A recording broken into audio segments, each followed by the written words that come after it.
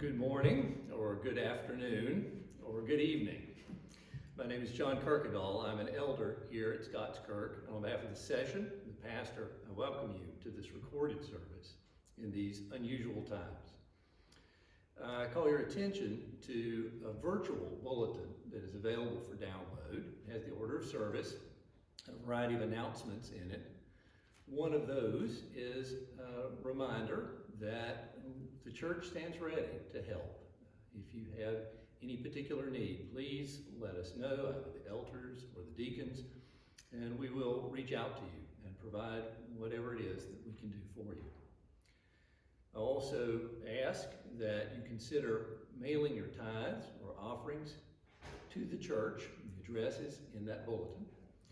And I remind you that the Adult Quarterly will continue to provide Sunday school lessons for you on your own, even without the benefit of teaching. And I encourage you to follow along Dr. Dugan's lessons from the book of Matthew as these weeks progress. It is from the book of Matthew that I've drawn the call to worship today, reminding us who is this God whom we serve. This is from Matthew chapter 16, beginning at verse 13. Now, when Jesus came to the region of Caesarea Philippi, he asked his disciples, "Who do people say the Son of Man is?" And they said, "Some say John the Baptist, others say Elijah, others Jeremiah or one of the prophets." And he said to them, "But who do you say that I am?" Simon Peter replied, "You are the Christ, the Son of the living God." Let's pray together. Heavenly Father, we come before you now, humbled by your love revealed to us in Christ Jesus and confirmed to us by the presence of your Holy Spirit.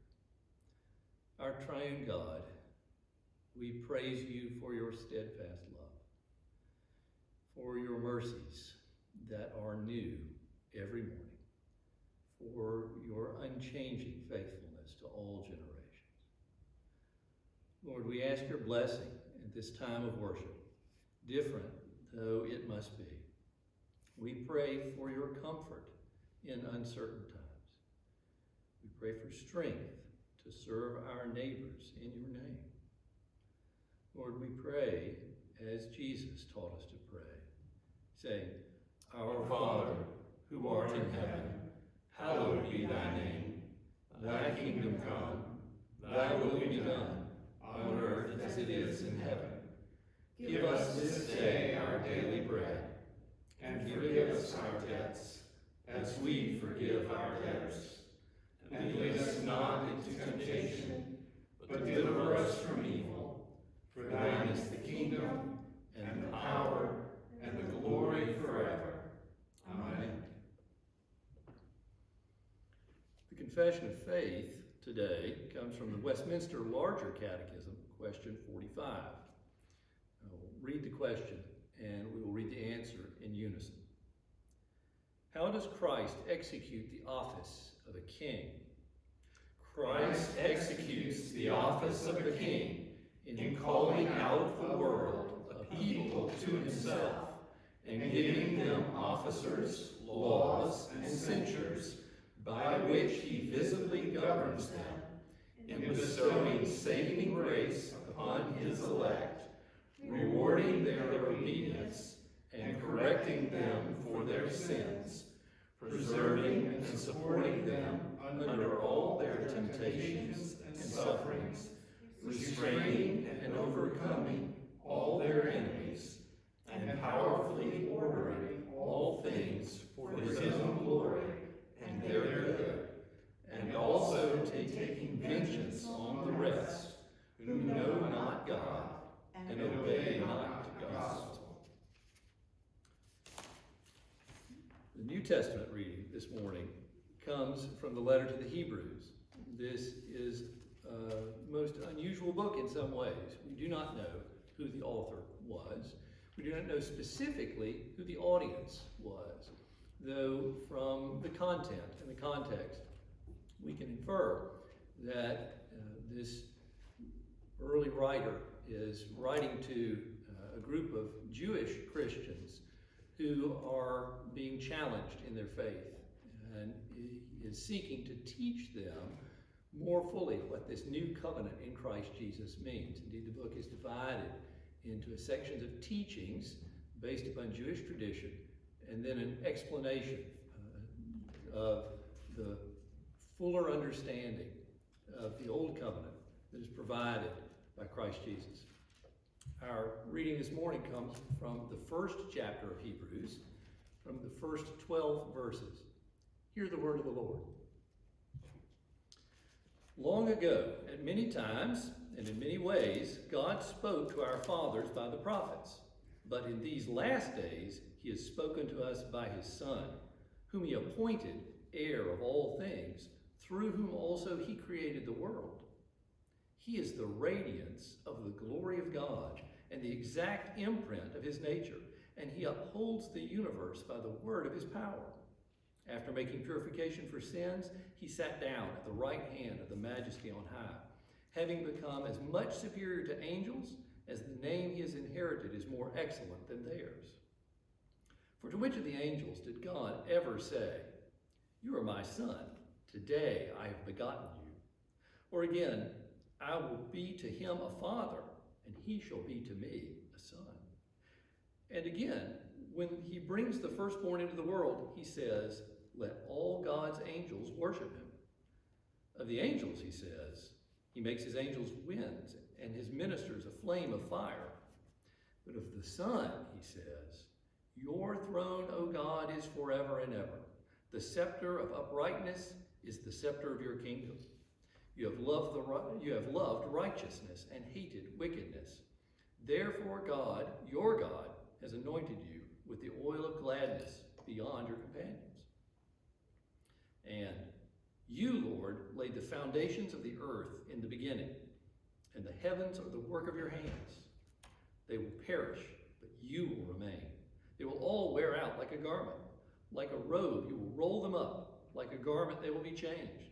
But you are the same, and your years will have no end." The word of the Lord. Thanks be to God. Amen.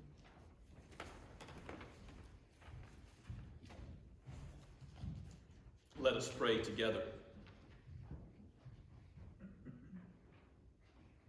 O God, you are our refuge and strength, a very present help in time of trouble. We give you thanks, O Father, Son, and Holy Spirit, that you reign. And as the creator of the heavens and the earth, you do whatever pleases you. Your thoughts are higher than our thoughts, your ways than our ways. Oh, let us lean not on our own understanding, but in all of our ways acknowledge you. We come today in the merit, the righteousness of the Lord Jesus Christ, and in his atoning blood, not in our own goodness, but graciously looking to him, Lord, by your grace, as you have from heaven come down and given us what we did not deserve. You have redeemed us and called us a people. We who were not a people, we who were in darkness, have been brought into the kingdom of your marvelous light, the kingdom of your beloved Son. And even as he is the king of his church, even as he is the great head of it, we know that he will care for us, that he will watch over us and shepherd us as the good shepherd. Oh Lord, we thank you for the Spirit, that we who are separated by distance are indeed one in the same Holy Spirit, and we are guided by the same word. We have fellowship in the same Son. We have the same Father. We give you praise, Lord, that you have called us to worship you and that we are able to do so. We ask for your care to be with those who are hurting, for those who have lost jobs, for those experiencing financial hardship, who have lost quite a bit of their retirement in the downturn in the markets. We think of all the trials that come from being unable to go out and do the things in this life that we would normally do, some of which are mundane, some of which are very important to us, chiefly gathering together as the body of Christ. We look forward to the day, Lord, when we will be able to come together again in corporate worship and Bible studies in our youth group and in other ways. We ask for this time to be shortened, if you would be pleased, so that your name would be praised as a result, that you would receive the glory and fame and majesty for aiding your people. But Lord, if this time goes on for quite a while, we know that you are still reigning on your throne, that you are the one who steers the hearts of kings. You are over all presidents and Congress and governors and local magistrates. We pray for wisdom for them. And we also pray for wisdom for your church, for your people. Lord, spare human life. Give protection from this virus to those who are vulnerable, particularly. We pray for the elderly, those with underlying health conditions. We ask, Lord, that you would watch over every member of Scots Kirk and those that are dear to us. Father, we all have neighbors and family members that we lift up before you, and yet, Lord, we know that our ultimate hope is not freedom from the material affliction, but also in the end, we are looking for your kingdom, which the everlasting inheritance that you've given to us is forever. And so, Lord, use this time to wake up those who have not yet trusted in the Lord Jesus Christ, so that they may turn from complacency in looking to created things and turn to the Creator, He who is the Word, He who alone has the words of eternal life, He who is the way, the truth, and the life, our great King, our great prophet, our Savior. We ask, Father, that you would be about the business of building up your church, sanctifying us in the truth, that we would understand who you are better as we look to your word, as we bow before you in prayer. Give us opportunities to serve our neighbor in deeds of love and mercy. Let your heavenly kingdom come amongst us. We pray that your will would be done more and more, even as the angels do it perfectly in heaven. You have called us to be the body of Christ, not confined to a building, but going forth into all the world to proclaim the mercies of Christ and to go in his name, ministering to the least of these. O Lord, use us as instruments of your peace. We pray for those that are in need. We think of those who are ill, for Rich Troutman, Father, for others who are already sick or hospitalized for other reasons. We know that you are the God of both the body and the soul, and so we look to you for help. We look to you for aid. You are our refuge and our fortress, a very present help in time of trouble. And so we look to you in the name of the Lord Jesus Christ and pray all these things through his name. Amen.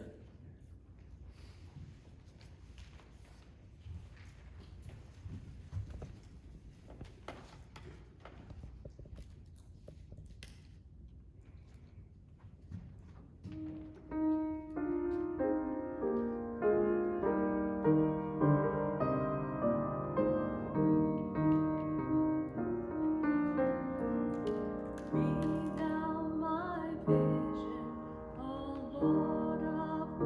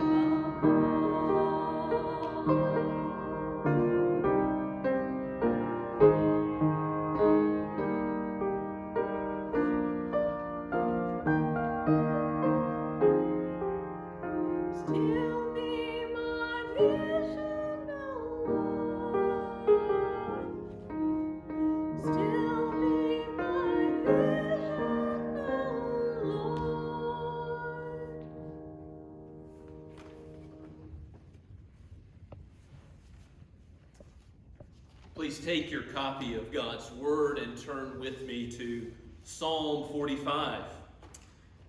We are looking at psalms that have to do with the kingly office of Christ.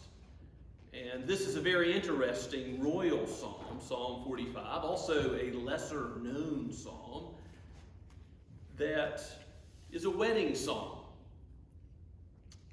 When was the last time you went to a wedding? Well, your appreciation of that ceremony may be related to how well you know the bride and the groom. When I was a child, I didn't think much of weddings because it just seemed like one big ceremony for something that wasn't important to me. But as this wedding ultimately draws our attention to the King of Kings, to Christ himself, this wedding song ought to be of utmost importance to us, Christ's people, because it draws our attention to the King. This is our precious Lord Jesus that is celebrated here. Yes, there may be a human king in view, perhaps Solomon. I think that's probably the case. But commentators such as Spurgeon have said that this speaks so clearly to Christ that perhaps it is even directly about him. The early Jewish interpreters clearly saw it as a messianic psalm as well. So let us heed God's word from Psalm 45. This is penned by the sons of Korah and breathed out by the Holy Spirit for each of us today. To the choir master, according to Lilies, a maskil of the sons of Korah, a love song. My heart overflows with a pleasing theme. I will address my verses to the king. My tongue is like the pen of a ready scribe. You are the most handsome of the sons of men. Grace is poured upon your lips. Therefore God has blessed you forever. Gird your sword on your thigh, O mighty one, in your splendor and majesty. In your majesty, ride out victoriously for the cause of truth and meekness and righteousness. Let your right hand teach you awesome deeds. Your arrows are sharp in the heart of the king's enemies. The peoples fall under you. Your throne, O God, is forever and ever. The scepter of your kingdom is a scepter of uprightness. You have loved righteousness and hated wickedness. Therefore, God, your God, has anointed you with the oil of gladness beyond your companions. Your robes are all fragrant with myrrh and aloes and cassia. From ivory palaces, stringed instruments make you glad. Daughters of kings are among your ladies of honor. At your right hand stands the queen in gold of Ophir. Oh, hear, O daughter, and consider and incline your ear. Forget your people and your father's house, and the king will desire your beauty. Since he is your Lord, bow to him. The people of Tyre will seek your favor with gifts, the richest of the people. All glorious is the princess in her chamber, with robes interwoven with gold. In many-colored robes she is led to the king, with her virgin companions following behind her. With joy and gladness they are led along as they enter the palace of the king. In place of your fathers shall be your sons, and you will make them your princes in all the earth. I will cause your name to be remembered in all generations. Therefore, nations will praise you forever and ever. Let us pray together. O Holy Spirit, come and be our teacher, that we might know more about our great King, the Lord Jesus Christ, whose reign will know no end, whose kingdom is an everlasting kingdom. Oh, give us more love, O Christ, to thee. We pray all this in your holy name. Amen. In God's providence, we don't have the tune of the Lilies. So we have the words, but not the music. Interesting to think about what this must have sounded like. The title of Lilies seems to suggest a beautiful tune, does it not? This is a love song, it says in the superscription, which is something we only see here once in the entire Psalter, that this is a song meant to draw us to the beauty of Christ so that we would see how lovely he is, and some of the language even reflects the Song of Solomon. It is also called a maskil, which means basically a song meant to impart wisdom. And so imparting wisdom is part of what we need. We need to know and live according to the beauty of Christ revealed in this song. Now, yes, it may be about Solomon, his marriage to the daughter of Pharaoh, or some other royal wedding, perhaps David, some commentators suggest, but ultimately it is about Christ. It's about the one who has a kingdom that goes on forever and ever. And as we saw in Psalm 21, that's something that no human king can fulfill. God himself fulfills the covenant he made with David. In 2 Samuel chapter 7, we see that God makes a covenant with David that he will have a reign that goes on forever and ever, and that isn't fulfilled in David. His dynasty comes to an end, but of David's line, the Messiah is born. It's Christ himself, which is ultimately the fulfillment of Psalm 45. So listen to what the sons of Korah write. Yes, Korah was rebellious. You read about his rebellion in Numbers 16, but the sons are spared by God. And read about what they write to glorify God. Read about what they write to glorify the King. In verse 1, my heart overflows with a pleasing theme, or with a noble theme. This royal theme that the sons of Korah write about. Perhaps they're commissioned for this wedding, like a photographer or videographer today would be, to make sure that that wedding is forever remembered. The sons of Korah are given the job of their pen being like a ready scribe, not to be neutral about the king and who he is and what he's done and what he will do, but to glorify him and to praise him and to give him the honor and praise that he is due. My heart overflows. This is something coming from the heart of zeal to praise the king. I will address my verses to the king, and really the first half of the psalm is about the king, the latter half about the bridegroom, first the bridegroom. I will address my verses to the king. My tongue is like the pen of a ready scribe. And then here's what he has to say about the king in verse 2. You are the most handsome of the sons of men. You are fairest, some translations say. There's that hymn, fairest Lord Jesus. And comparing Jesus to all the lower beauty of creation just doesn't make any sense at all, really, because he's so much more beautiful. He's more beautiful than all that angels that heaven can boast. You are the most handsome of the sons of men. Grace is poured out on your lips. So it's not just an outward beauty that's in view, but it's an inward beauty that comes out in speech. And here you think about Jesus and how Jesus, as the prophet of prophets, the ultimate prophet, spoke on the earth. Well, when he spoke, people were left in amazement, saying, this man spoke with authority as no other. Luke 4:22, it's particularly mentioned that Jesus spoke gracious words. Interesting, as the Son of God, as we already heard this morning from Hebrews chapter 1, it's no surprise, as his very nature is divine, that he, as a prophet, he is unequaled. As a king, he is unequaled. He is the one who is the very definition of gracious speech. The whole gospel that we proclaim, the gospel of Christ, gracious speech, comes from Jesus' revelation of himself, of who he is. Therefore, God has blessed you forever. The Son is honored by the Father, and the Father honors the Son.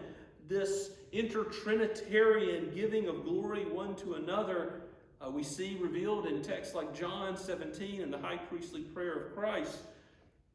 Christ is honored by the Father as the Son who is well-pleasing to the Father in everything he does, in all of how he lives.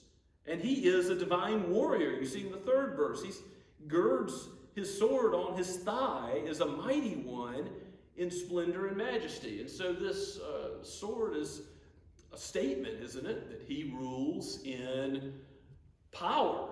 He has power as king, both to save and to judge.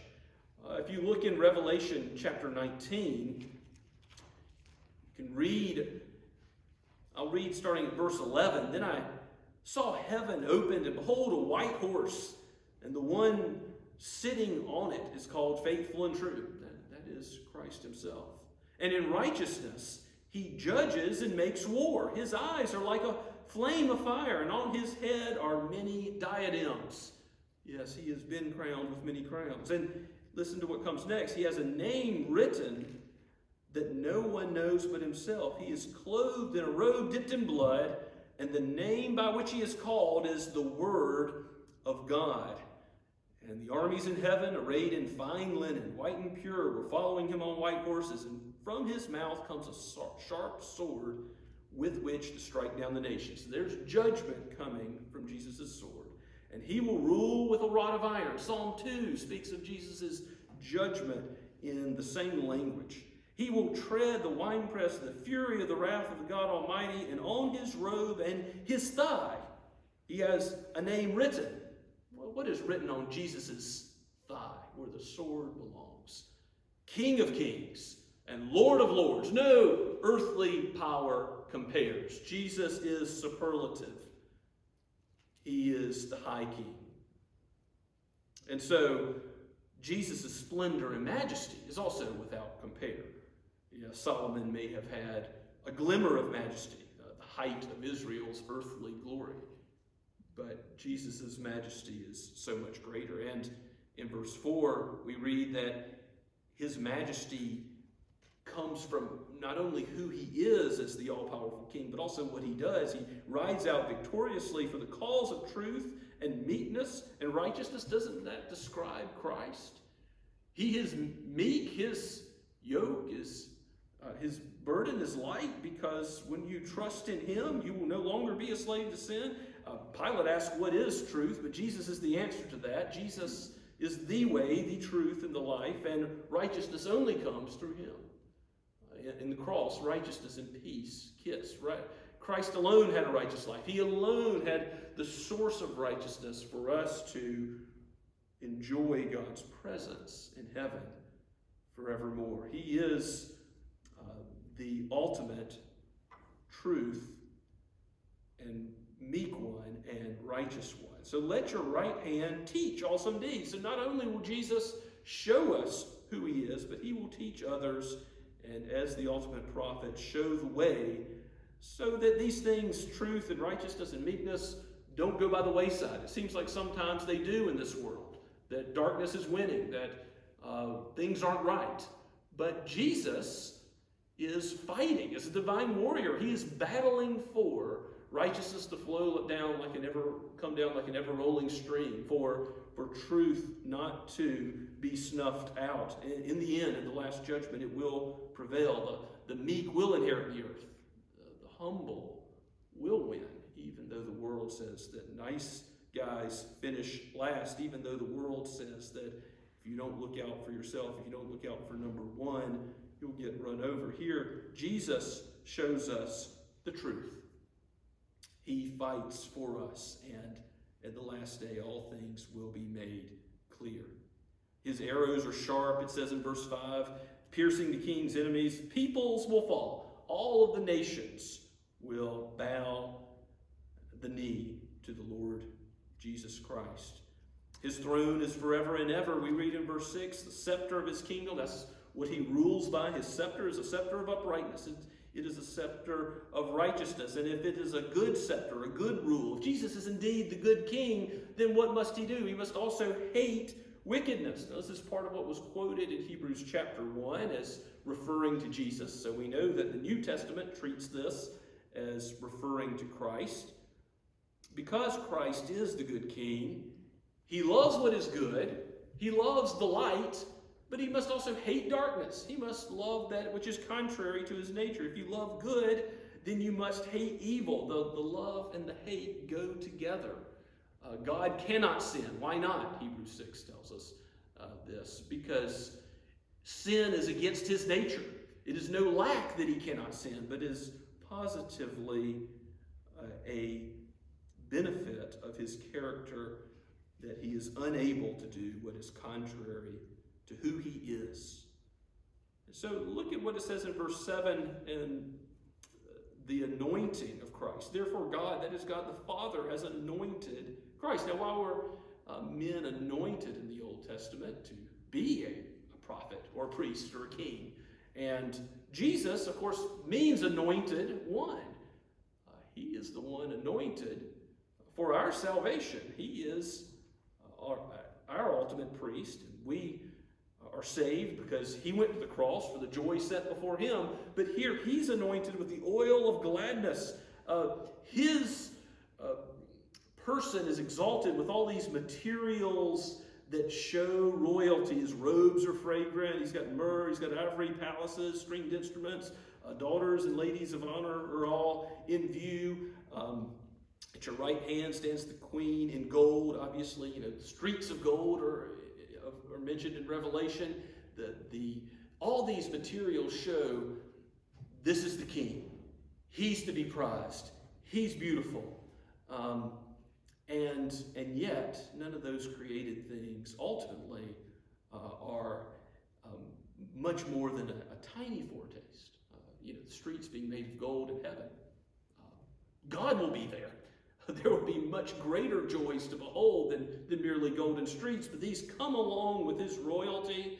And now as we turn to look to the bride, look at verse 10, we'll see how we, the church, are to respond to such a great king, to such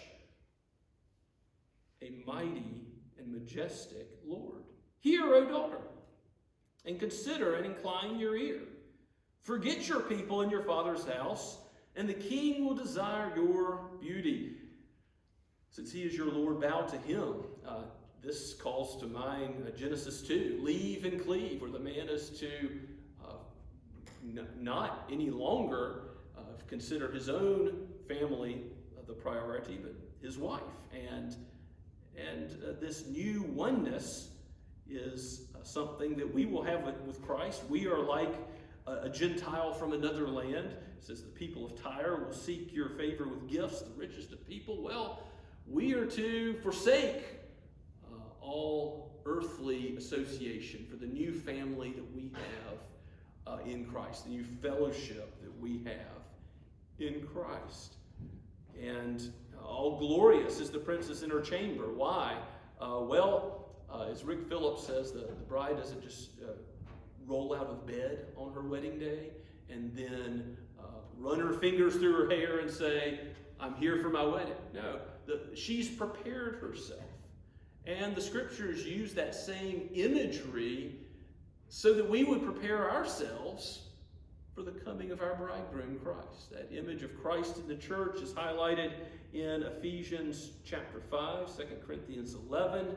And again, if you want to turn back to Revelation chapter 19,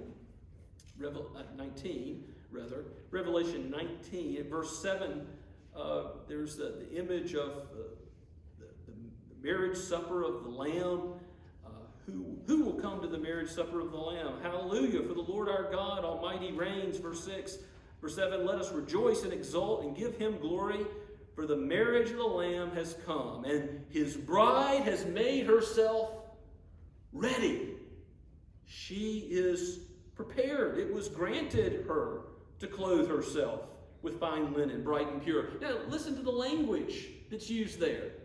She didn't clothe herself, but it was granted her from above. God gave the pure dress of righteousness to the bride.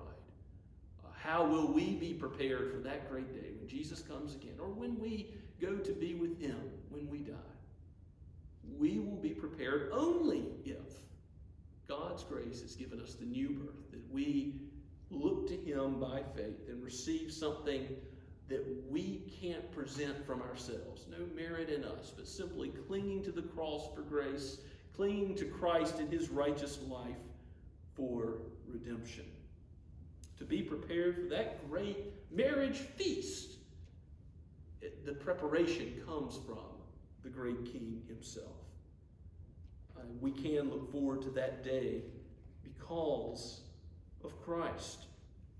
And the psalm ends in the last couple of verses looking toward the fame of Christ, that it will be remembered forever. Look at verse 16. And in the place of your fathers shall be your sons.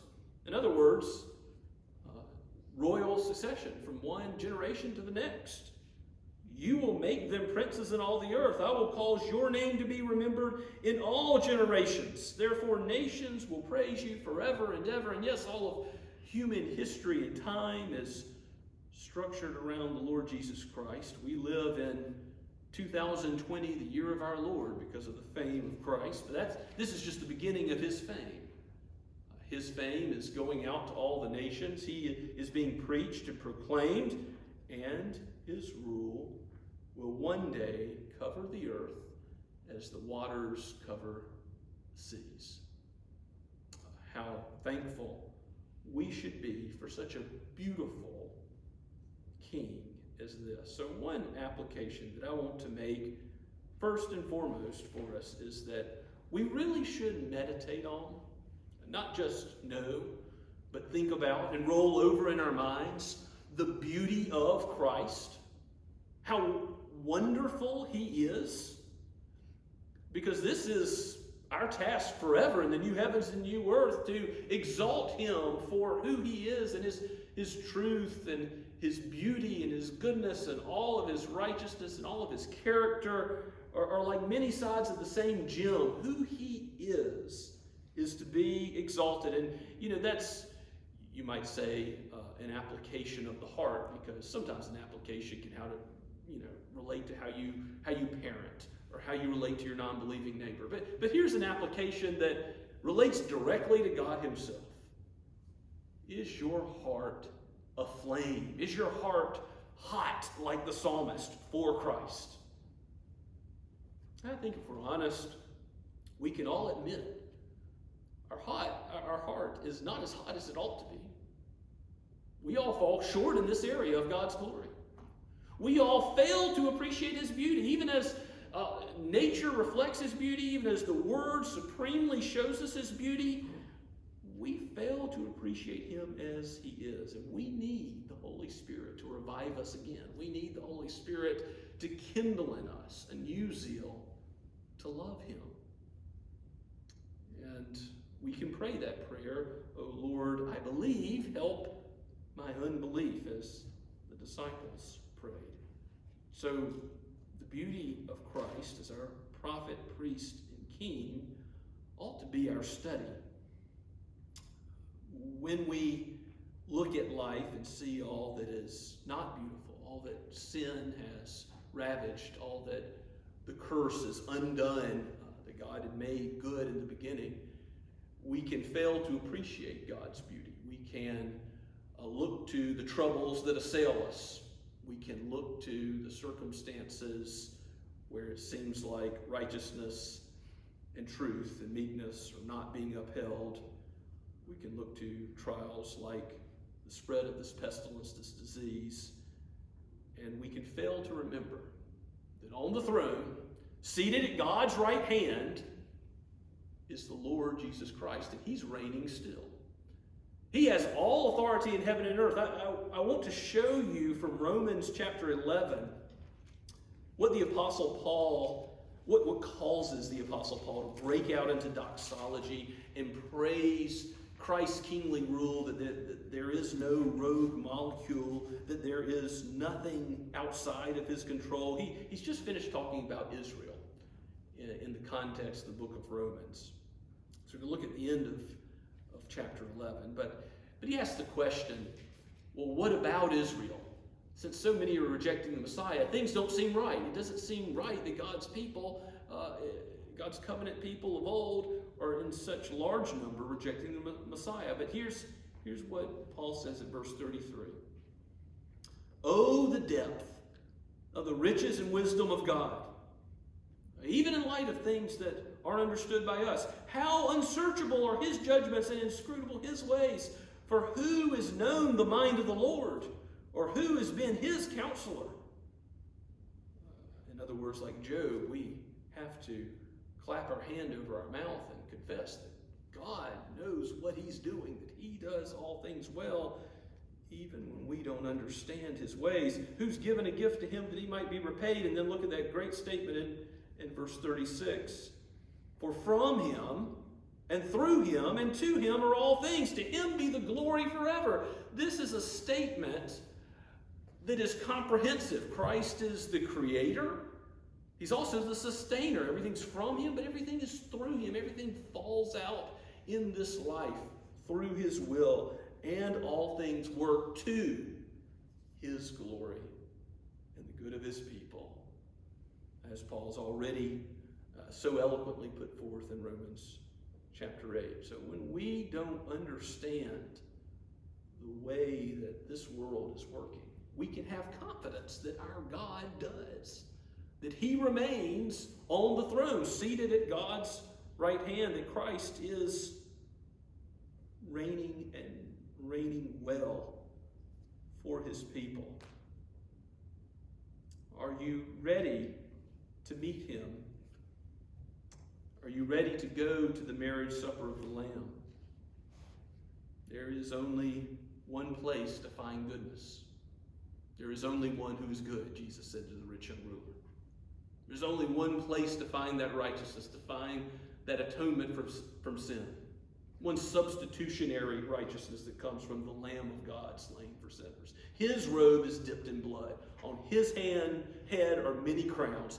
He is the great King to be celebrated. There is nowhere else to look. No other holy book, no other earthly hope. No idol can satisfy but Christ. Christ alone has the words of eternal life. He alone has joy, pleasures at his right hand forevermore for those who are in him. That we would be invited to his wedding party is quite something to think about as well. Let's pray together.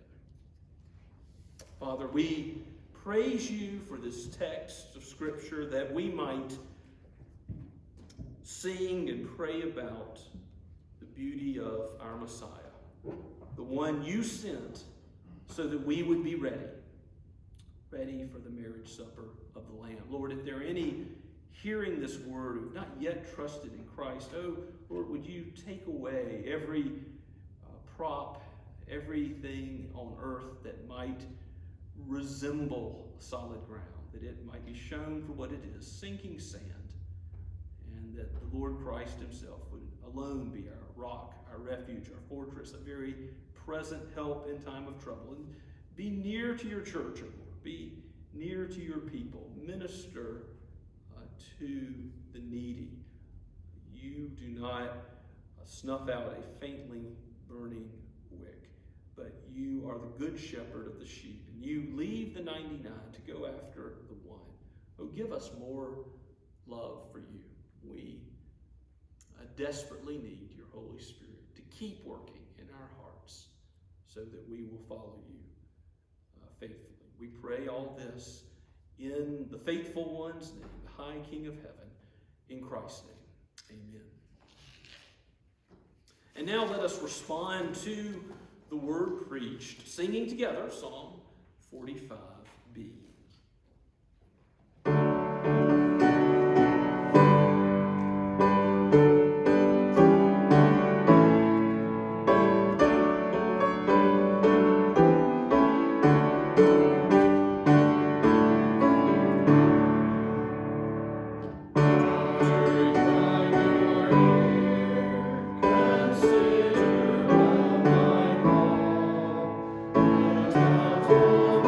Your